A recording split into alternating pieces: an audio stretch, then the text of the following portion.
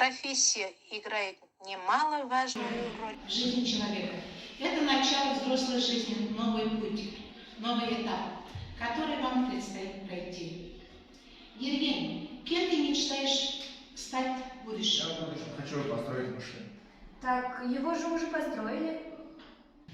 Да, я об этом знаю, но я хочу построить более аккуратную, красивую, удобную машину. Хочу, чтобы в моей машине можно было укрыться, хочу, чтобы внутри машины было регулировать температуру.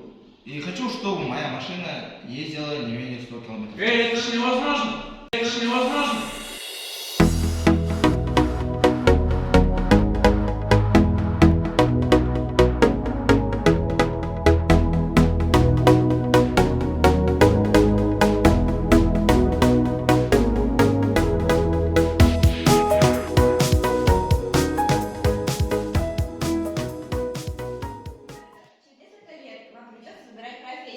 Это очень важный шаг в вашей жизни. Кем бы вы хотели стать? Наверное, у вас есть у всех мечты, да? Мирала, кем бы ты хотел стать?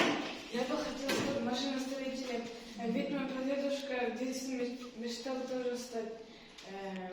Но в него никто не верил.